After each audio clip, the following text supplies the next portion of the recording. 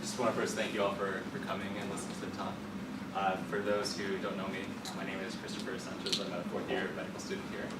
And I'm doing a year of research. I'm working with my mentor, Dr. Phil Whaler, sitting there in the back. So thank you for coming and supporting me. He's very busy.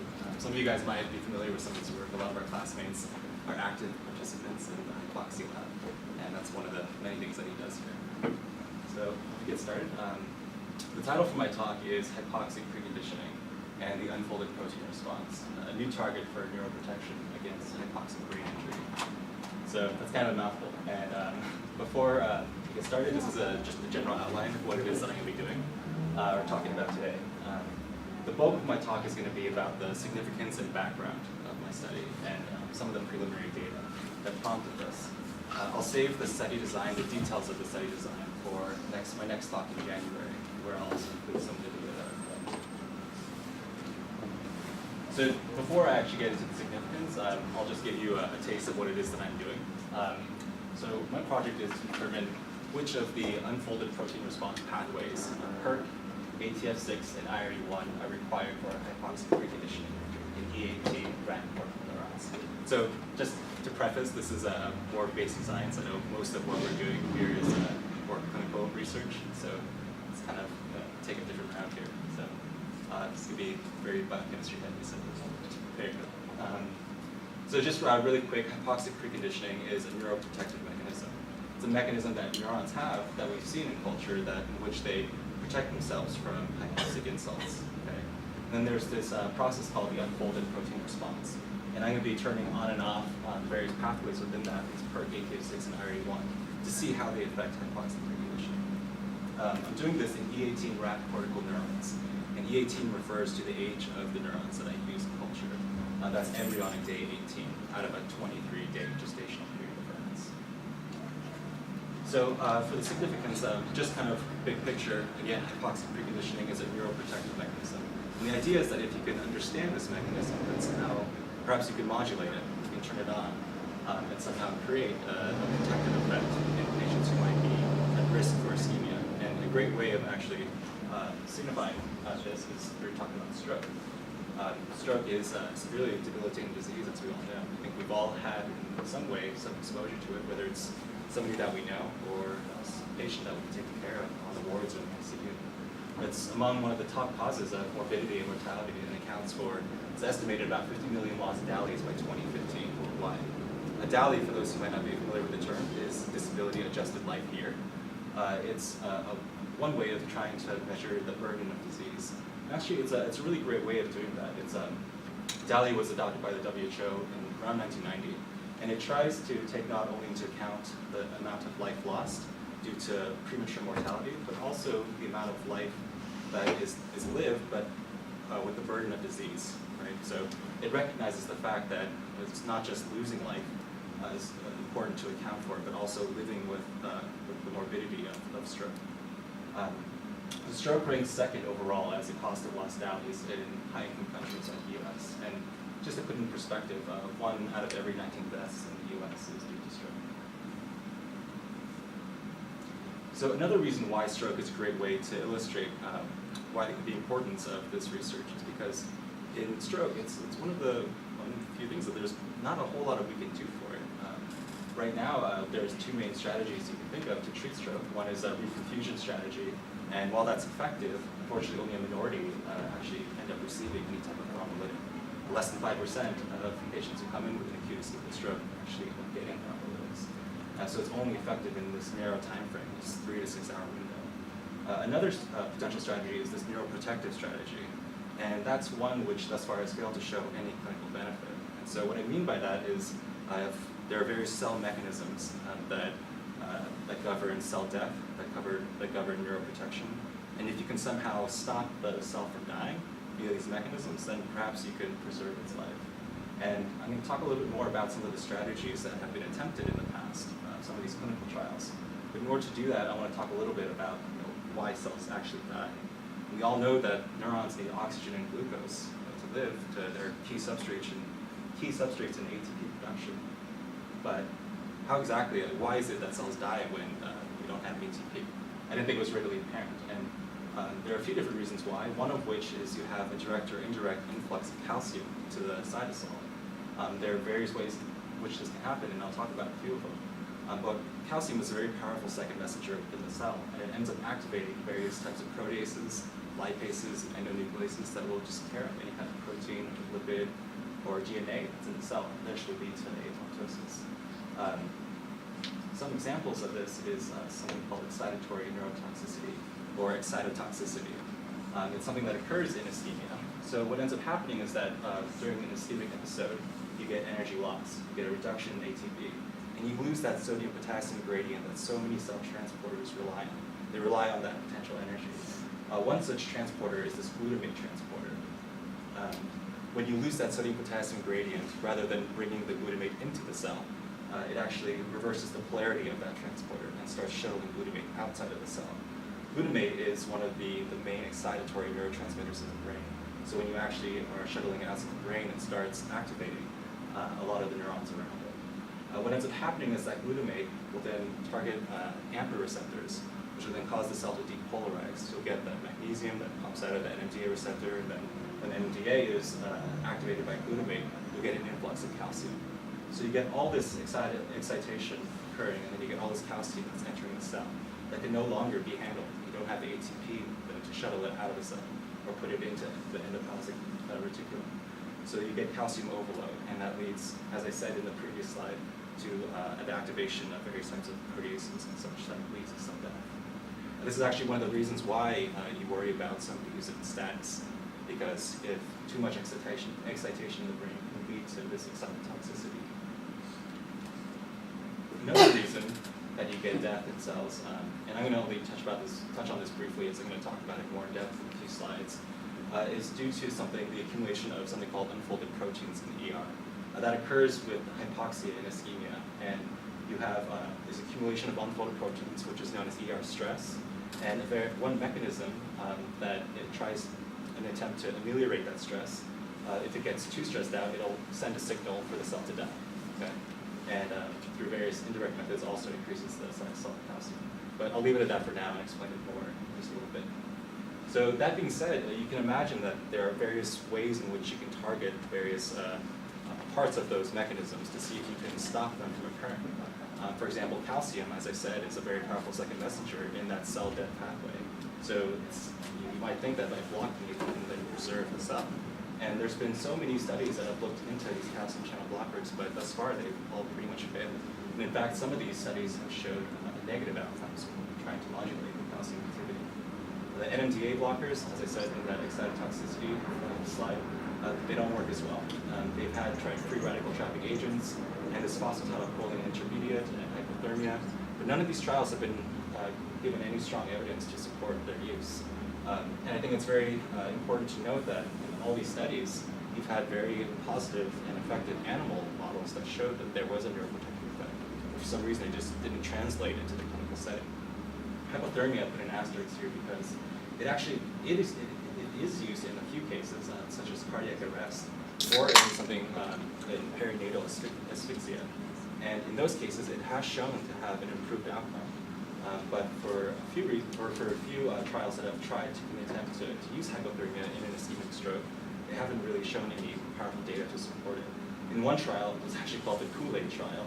They were looking at the feasibility of cooling down brains in patients who came in with acute ischemic stroke. And one of the conclusions was that there was no beneficial outcome. The ICTUS-L trial is an ongoing one at UCSD right now, and it's a much larger study. The Kool-Aid one, I think, had about 20-something patients in it. This one has thousands, and it's slated to end in the next year or two. So it might be interesting. But that one only is looking at thrombolytics and hypothermia relative to versus thrombolytics alone. So the way the study is designed, I believe it's still kind of limited by that narrow time frame, that narrow window that you have to use thrombolytics, which not very many people get. So that being said, still new fundamental knowledge is needed about these cellular death mechanisms and these neuroprotective mechanisms like hypoxic preconditioning. I believe that in the future this will be a very effective avenue to treat stroke, which is it's not there yet. There are various diseases that we have that increase the cell life. Cancer is one of them. In follicular lymphoma, you have a BCL2 gene that's upregulated, and these cells are pretty much immortal. So in the same way, like perhaps there's a way that we can target these cell death mechanisms or these neuroprotective mechanisms to try and sustain the cell's life during these ischemic periods. So now I'm going to talk about the background of my study. And I've already mentioned the endoplasmic reticulum. And I already mentioned that it's critical for calcium homeostasis, and it's actually responsible for folding about 1/3 of the cell's proteome. Basically, any protein that's destined for the cell membrane or for secretion has to go through the ER. And you can imagine that if the ER starts getting a lot of protein, it will start getting stressed out. And that's what's referred to as ER stress. We have the accumulation of unfolded proteins entering the ER.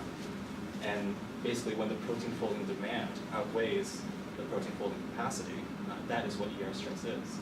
An example of that is in a B-cell lymphocyte, in a non-secreting B-cell lymphocyte that differentiates into a plasma cell. All of a sudden now it has to put out its own weight in antibodies every day. So the cell needs some kind of mechanism to account for that. And that method is, or that mechanism is the unfolded protein response. And there's basically two things that can happen with that UPR. One, the cell can adapt, and various types of UPR genes get upregulated, such as chaperones. Those are the proteins that are necessary for folding the proteins in the ER. And the capacity will then meet with the demand. Or the unfolded protein response can commit the cell to apoptosis, and the cell dies. There's a few reasons why ER stress, or a few ways in which ER stress can occur. I already mentioned the development of secretory cells, the depleting energy stores, genetic mutations in ER client proteins, viral infections, and hypoxia. This is related to a lot of disease that we learned so much about, like Parkinson's disease, where you get this upregulation of alpha-synuclein. In Alzheimer's disease, there's A-beta and tau proteins that you accumulate. And in Huntington's disease, and a lot of different diseases, ER stress is a very important mechanism. In fact, in type 2 diabetics, we often hear about the pancreatic beta cells that get exhausted because of the amount of insulin, the amount of the insulin resistance that patients have. So in these patients who have chronic hyperglycemia, you get all this insulin production. Insulin is a protein that's destined for secretion, so it has to go through the ER. So then over time, the ER gets too stressed, and then it commits the cell to death. And then over time, you lose all these beta cells, and the patient's now reliant on exogenous insulin. So now I'm going to focus on the unfolded protein response, as that's really the core of what it is that I'm going to try and look at. I mentioned already that the mechanism of UPR is to reduce ER stress, and it activates when you have unfolded proteins accumulating in the ER. And there are these three main pathways: it's PERK, ATF6, and IRD1. And these are the pathways that I will be thinking about every day for the next year. So I'm pretty happy to share them with you, and I think they're actually pretty interesting. The first one of these, IRD1, I think is the most interesting, and it's an inositol requiring enzyme 1. And IRD1 is a transmembrane protein located in the endoplasmic reticulum membrane. There's a classic problem in cell biology. How do you get a signal to cross a membrane? And in this case, what you do is you put a protein in it, a protein with a sensor on one end and a transducer on the other. IRD1 has a sensor right here on the ER luminal side that detects hydrophobic residues of proteins. You can imagine that these hydrophobic residues are usually tucked into the belly of a protein, but when they unfold, they expose them. And it's believed that the ER luminal side of IRD1 has an affinity for this hydrophobic residues. When that's activated, then there you have this transducer side, IRD1. And over there on that side, you have these two enzymes, kinase and an RNase, or an endoribonuclease. And those kind of sit really close together on this ER. It becomes very important in a minute. Once it starts detecting the hydrophobic centers of unfolded proteins, it detects stress. This IRD1 dimerizes. It binds with another IRD1 molecule, and the kinase on this side gets activated. The kinase will then phosphorylate its opposing monomer, and then what will happen is that you get a bend in the protein, a conformational change that will allosterically activate the RNase. So this RNase has a really well-known target, an mRNA that codes for XBP1. It's a very powerful transcription factor that goes into the cell and codes for a lot of different types of genes, some of which are chaperones, which will go into the ER and then fold those proteins that are causing the ER stress. This mRNA for XBP1 just kind of sits into the cytoplasm, just sits there. In fact, you have a ribosome that's already been pre-initiated on it and starts translating it. But it stops because of this intron right here that got left behind. And you can't actually translate the entire protein for two reasons. One of which is that this intron actually forms a hairpin loop. It's not really well depicted here, but it's a hairpin loop that physically blocks the ribosome from actually translating the mRNA. And the second reason is that this intron is 26 peptides long. So it's not divisible by 3, and therefore it's out of frame. So anything that actually gets translated after this would just produce a junk protein that wouldn't be able to act as a transcription factor. Once the RNase is activated by detecting stress, it'll cleave out this intron. Ligase in the cytoplasm will connect the two ends of the mRNA. And within minutes, you get this XBP1 transcription factor, which is then upregulating all these UPR genes. Okay? Usually this works. Usually you'll get less unfolded protein. You'll get less dimerization of the IRE1. The kinase will turn off. A phosphatase will come in and remove this phosphate group, and the RNase will become deactivated. And everything kind of goes back to its ground state. But in certain cases, that doesn't happen. You get this constant stress of the endoplasmic reticulum due to this massive amounts of unfolded proteins. And what's interesting is that this IRE1 basically puts the cell on a timer. As you start detecting more and more stress in the ER lumen, this dimer of IRE1 starts oligomerizing. It becomes a multimer. And when that happens, this kinase starts phosphorylating way more residues in the IRE1 molecule. And this RNase that I was talking about earlier that had a very specific mRNA, it then becomes more promiscuous and starts cleaving a lot of different types of RNAs.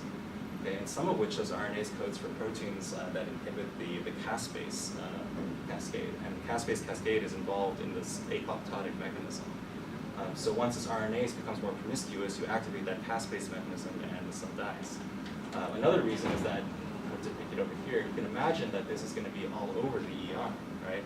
And pretty much any mRNA that's destined for the ER is going to just get cleaved by this RNase. So it's acting as a fence. So for these two reasons, all RNA going to the ER is going to get cleaved by this RNase that approaches it, and then the caspase activation of the cell. I think this is a really cool mechanism. It's really interesting how you have two distinct pathways, two distinct outcomes based on this one mechanism, depending on the amount of activation that it has. This is a photo from Peter Walter's lab. He's actually he's here at UCSF, and he was primary in discovering this pathway and figuring it out. And he's actually received a few awards for discovering and for his work on ER stress. So it's become a really important process in the cell biology community. So one of the other pathways called PERK. PERK is a protein that's also a transmembrane protein in the ER. What happens is you have this WIP protein sitting on the PERK molecule. WIP is a chaperone, so when it detects unfolded proteins, they'll pop off to handle them, and when that does, PERK gets activated, and it will phosphorylate the alpha subunit of the EIF2 protein. And what that does is it's a component for the initiation factors for ribosomes. So phosphorylating this alpha subunit will then block translation. It also will end up coding for, or it ends up helping express ATF4, a transcription factor, which leads to UPR genes, or chaperones, being upregulated. So you get two things that happen. One, you get less protein actually going into the ER, and you handle all the protein that's kind of left in the ER that needs to be folded. So in those two ways, PERK tries to ameliorate ER stress. The second pathway is ATF6. It's kind of like PERK. You have BIP attached to it, and when it pops off, it doesn't have any kind of enzymatic activity, but it gets shuttled to the Golgi, where these two enzymes, S1P and S2P, will cleave to the protein. And you get this active ATF6 molecule protein that goes into the nucleus and then just upregulates UPR genes, kind of like PERK. So that was a lot of biochemistry there. And it becomes very important because those are the pathways, these are the pathways which I'm going to be playing with to try and see how hypoxic reconditioning occurs. Is there any crosstalk between like IRE1 and those other two pathways? Besides like, I guess, whether or not you get activation of ribosomes? I'm not completely sure about that. I think there is, but both of you. That's a really good question. The relative function of the three pathways is still debated, and some people say that they're activated in sequence depending on the degree of severity of unfolded protein accumulation. But I think the evidence for that's actually pretty thin. And these three pathways probably evolved at different times in evolution. They're all three present in the yeast. That's where they were figured out by Peter Walter and others. So they're redundant, and it seems likely that there's interaction between them, but this remains to be discovered. And the pathways, as Phil was saying, is that they were studied in yeast, and all my experiments are going to be in rat neurons. So it's still unclear how these pathways are preserved in these neurons, which haven't been really quite well studied. Hypoxic preconditioning is the rapid and reversible response to short durations of hypoxic conditions, and cells will acquire a protection against future exposures to hypoxia or ischemia. And then understanding this neuroprotective mechanism really has great therapeutic potential. This is a study that was done about 15 years ago, and I'll try to explain this kind of how it's done. Basically, these are isolated neuron cultures.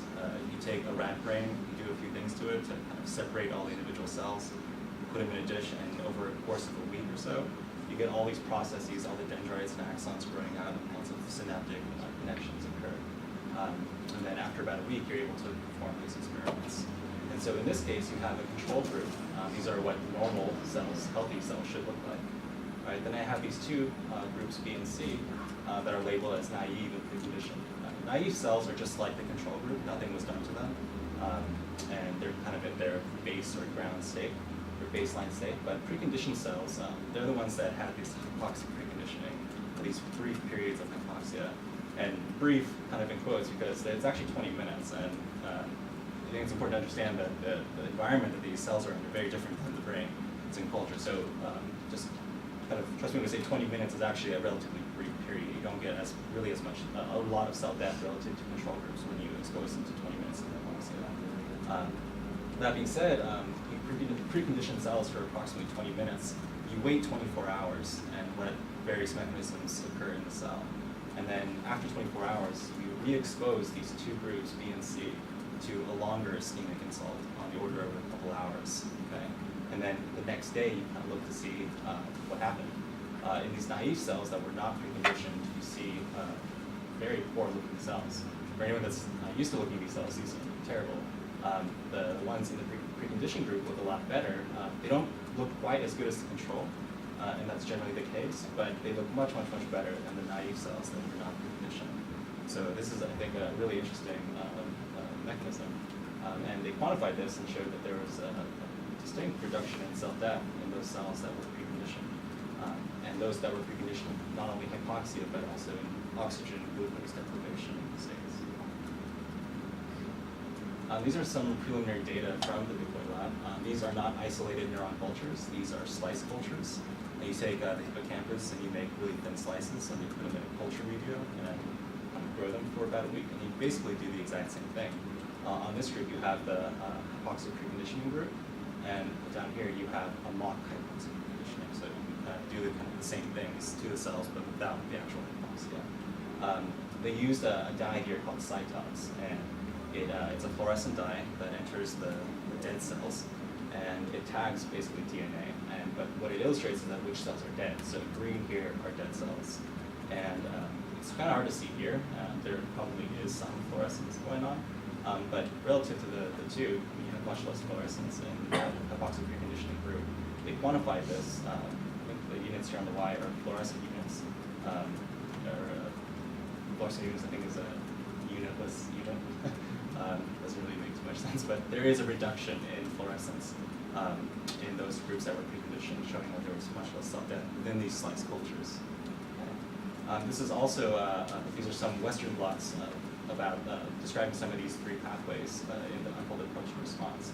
They basically gave enough hypoxia to induce preconditioning in these cells. And what this graph basically shows is that you get activation of UPR, of the unfolded protein response. I mentioned earlier that the phosphorylated EIF2 alpha indicates that this PERT pathway was activated.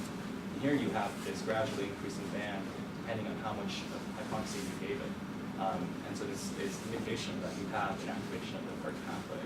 Here in ATF6, as I mentioned, you have ATF6 that goes into the nucleus and activates these UPR genes. Here you find in a nuclear extract, you can actually take the extract of the nucleus itself. You see kind of a slight, small band of ATF6 that's present there. That's not present in the uncleaved length, okay, right here. In the same way, RE1 over here, that's phosphorylated. This indicates activation. And here you can see a very strong band of phosphorylated RE1 after 30 minutes of hypoxia. Okay? So this evidence, I think it's still a little unclear exactly what's happening, but this is just definitely evidence that the UPR pathways are being activated. So right now it's the hypothesis that the UPR is not only a response to ischemia, but that it actually has an active role in the preconditioning. Sorry, quick question. Were those taken before or after the 24-hour liquid period? So this is taken, so you give brief periods of hypoxia, 30, 45, or 60 minutes of hypoxia, at least in this case, and they take these cells 1 hour, 1 hour after hypoxia. Okay. And in this case, it's you do hypoxia for 30 minutes, and this is time after hypoxia. Okay. Oh, sorry. So they're a little bit different. Okay. So what I'm going to talk about just very briefly is the study design with the amount of time I've left. And again, I'm going to go into much more detail about what it is I'm going to do in my next talk in January. There isn't really a lot of time to really talk about these, but first of all, what I'm going to do is validate the in vitro model for hypoxic preconditioning. All the preconditioning studies that have been gone on before that have been those slice cultures, like those pictures I showed earlier. And so doing an isolated neuron culture is a little different. And so I really need to take the time to establish a really reproducible model of hypoxic preconditioning, because everything else is based on that. Right? Not only that, but the slice cultures have an added problem that it's very difficult to modulate the genes, the pathways in the unfolded protein response. One way to do that is to use a lentivirus to deliver various types of siRNAs or shRNAs, different ways to knock down these pathways. But it's the transfection rate in these slices is a lot more difficult, whereas in the isolated neuron cultures it's easier. So that's kind of why I'm doing the cultures, is so that I can actually modulate those pathways. Next, I'll be doing a Western blot and a microarray analysis to look at how these proteins are being upregulated. Western blots show you just in one moment of time what proteins are being expressed. This microarray analysis will show you, you can tell, or you can choose 86 genes or so in the UPR pathways and see which ones of those are being upregulated and what fold are being upregulated after preconditioning. And then for critical genes we can verify the microarray analysis by doing quantitative PCR. And this is really kind of like the bulk of the study. Once we actually have this pathway, or once we have this model, we can then selectively inhibit or activate various types of various components of the unfolded protein response. This will probably be very complicated because, like, as you knock down stuff, like, lots of things happen. But these are just some of the shRNAs that will just prevent the mRNAs from these specific proteins from being expressed and translated. So yeah, you'll hear more about this in January. And so I just wanted to acknowledge my mentor, Phil Bickler, who's been really great, and also 2 members of the lab. Pablo has been really great in transitioning me into the lab and helping me out with everything I need to do. And then Heather, you can see her, she's up at Oregon studying anatomy. She just started med school, so she was really cool. Yeah, she was really great about helping me. We had some overlap when I started the lab, so she was great about teaching me what she knew. So, yeah, thank you.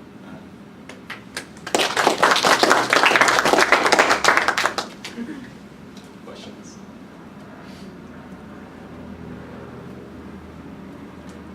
All right. You mentioned in your talk that a sizable proportion of patients that ischemic injury don't get the tongue really quickly. Now, and I'm sorry if I didn't listen up. I'm sure it was a nice, but what's the reason why the patients just not get to the hospital all the time to get the therapy? Or I think that's generally the case. It could be that. It could be just not the stroke symptoms are just very mild. Like, you may not know what's actually happening to a patient at the time, but for whatever reason, they kind of fall outside of that time window, the couple-hour window, and they're no longer eligible to receive these treatments or any kind of other therapy that acts to try to move the. There's also a lot of people who have other medical contraindications to That's true. receive Thanks. Okay. Yeah, of course. Oh, okay. I was just wondering, because this is a Elizabeth, mouse you want to model. set up in the meantime? Oh, sure. I know that this is a mouse model. Are you worried about like how well it correlates to like human? Of course, yeah. I mean, brain? yeah, you always Have worry. there been studies?